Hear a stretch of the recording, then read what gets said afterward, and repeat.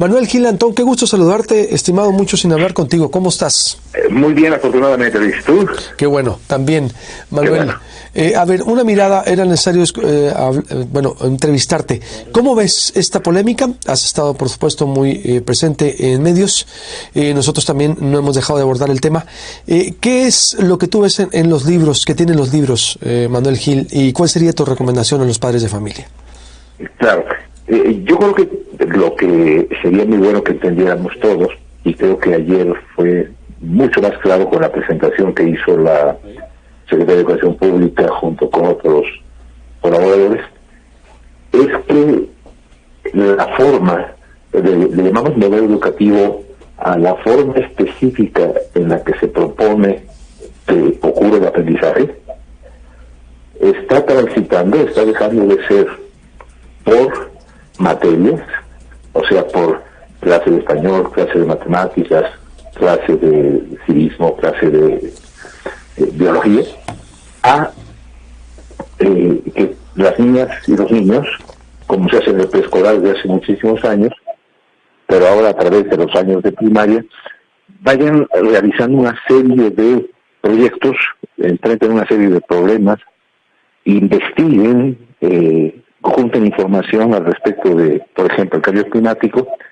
y entonces ahí van a concurrir, no de forma aislada, sino de forma convergente, las matemáticas que se requieran para entender el cambio climático, la geografía para ver cómo se reducen los polos, que sube la temperatura, bueno, eso es un tema de física, etcétera. Entonces, si ese cambio de modelo, que insisto es una modificación en la forma en que se propone el aprendizaje, ya no es por materias, por lo que se llamaban asignaturas, entonces los libros de texto tienen que variar, porque los libros de texto ya no tienen que ir como en una cadenita desde el primero el asunto de matemáticas hasta el último, sino que todos esos temas, todas esas partes de la asignatura van a ser vistos a lo largo de distintos proyectos durante todo el año y durante toda la primaria. Entonces, ¿vamos a ver un cambio en los libros de texto? Sí. ¿Por qué?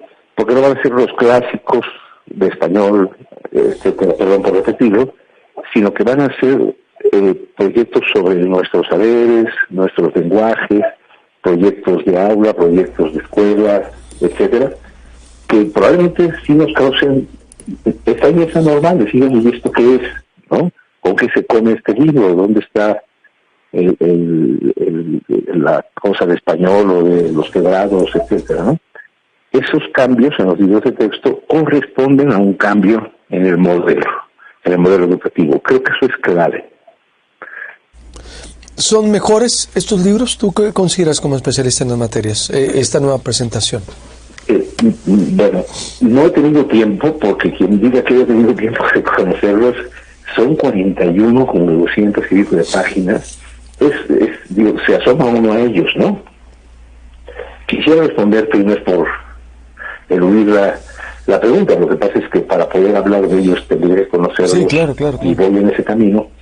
Lo que sí me parece, qué curioso, te voy a decir una cosa que me parece mejor y otra cosa que no me parece adecuada.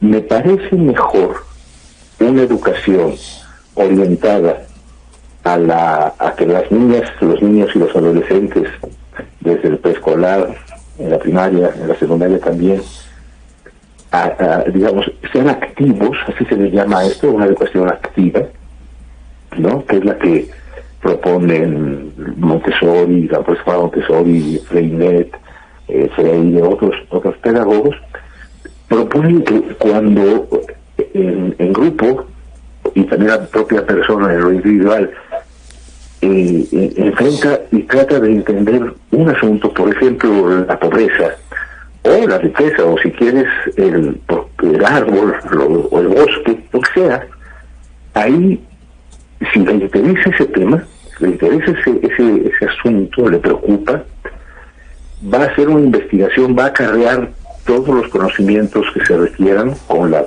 ayuda de una coordinación de un docente o una docente muy bien preparada. Y entonces me parecería que la educación activa en contra de la anterior educación por materias aisladas es, como proyecto, mejor. Con lo que no estoy de acuerdo, he insistido mucho, es en que se lleve a cabo con la premura, con la velocidad y con la falta de reflexión que me parece no ha dado tiempo de hacer.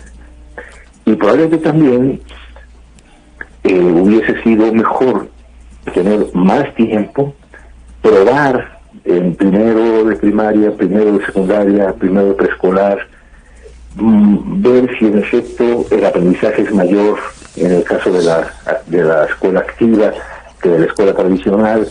Es decir, me parece que los requisitos que se requieren para que se pueda probar que este modelo es mejor hicieron falta, y la preparación de 1.200.000 profesores en la escuela primaria están muchos de ellos, y yo diría que la mayoría son personas muy profesionales, etcétera, pero este nuevo sistema de enseñanza no es cuestión de aprender 3 o 4 recetas, es una cuestión de formarse y transformar su forma de trabajar. Entonces es paradójico, o sea, estoy de acuerdo en que México intente modificar su sistema de enseñanza para hacer una enseñanza activa, que vayamos a la escuela, los niños, las niñas, los adolescentes, que vayamos con mucho gusto, con interés, habiendo investigado, habiendo conversado con nuestros padres, con nuestros sobre ese tema.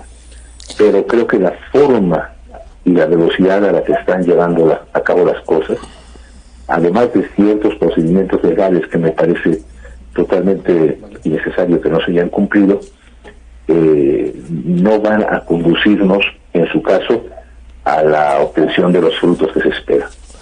Conclusión entonces, ¿qué les dices a los padres de familia? Que estén muy atentos